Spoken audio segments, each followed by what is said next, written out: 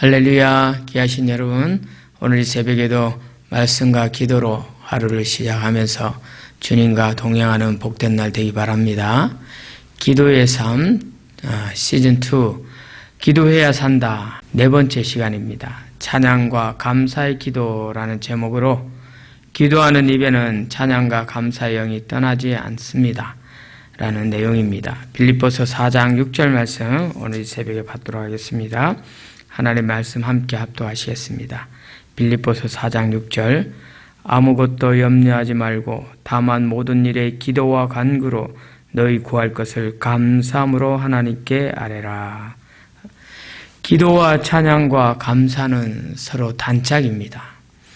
이 세 가지는 서로 밀접하게 연관되어 있는데 특별히 기도와 감사는 따로 정의하거나 구별할 수 없을 정도로 매우 흡사합니다.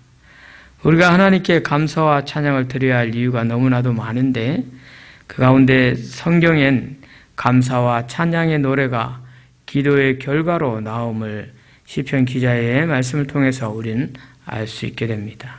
감사는 고마움의 표시입니다. 그런데 하나님께 받은 은혜를 깨닫고 그에 대한 고마움을 표현하는 것이 성도의 감사입니다. 감사의 영어 표현에 보면은 Thanksgiving이라고 되어 있는데 이 단어는 말 그대로 하나님께 감사를 드리는 것을 의미합니다. 마음속에 하나님께 대한 고마움이 싹트기 시작하면 우리의 영혼은 그것을 말이나 행동으로 하나님께 표현합니다. 이것이 바로 감사와 또 찬양입니다. 그래서 찬양은 하나님이 베푸신 은혜에 대한 고마움을 느끼는 것과 동시에 하나님에 대한 의무를 다하겠다는 마음가짐에서 생겨나는 고백인데 곡조가 담겨져 있는 고백이며 또한 곡조가 담겨져 있는 감사이기도 합니다. 그래서 고마움과 감사는 현재의 상황에서도 얼마든지 느낄 수 있는 거지만 대개는 지난날의 축복을 돌아볼 때 그 감사를 느끼고 또 그 고마운 마음을 고백하게 됩니다. 그래서 감사는 이미 받은 축복과 관련된다 할 수 있지만 기도는 바라고 구하고 기대하는 것과 관련되는 것입니다. 하나님께서 우리가 구하는 것을 허락하실 때 기도는 감사와 찬양으로 발전하게 됩니다. 기도가 고마움과 감사를 드려야 할 일을 만들어내듯이 감사와 찬양은 기도를 더욱 촉진하며 독려하게 됩니다. 일찍이 바울 사도는 골로새 교회 성도들에게 그리스도의 말씀이 그들 가운데 풍성히 거하고 하나님의 평강이 그들의 마음을 주장하게 하라고 하면서 너희는 감사하는 자가 되라. 시와 찬미와 신령한 노래를 부르며 마음의 감사함으로 하나님을 찬양하라 라고 말씀하고 있습니다.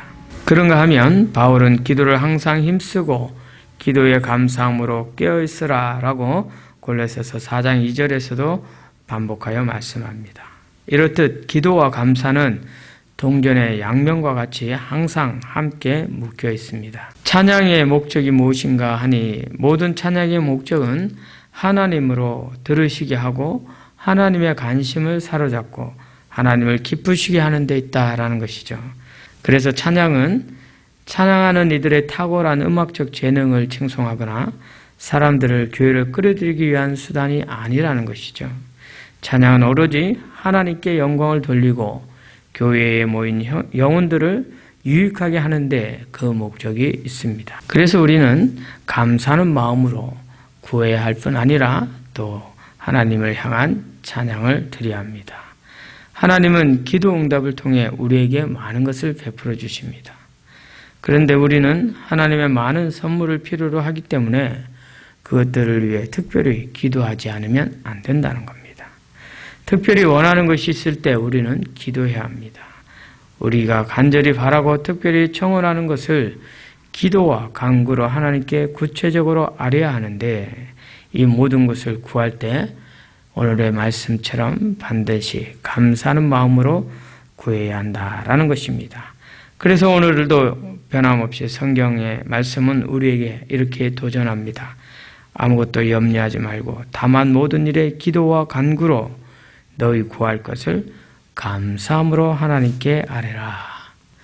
우리의 필요를 위해서 우리가 하나님 앞에 고백해야 할 것이 있다면, 또한 우리가 구해야 될 것이 있다면, 기대하는 것이 있다면 하나님 앞에 감사와 찬양으로 하나님께 아뢰는 귀한 성도들, 그래서 응답받는 복된 우리가 되기를 주님의 이름으로 축복합니다.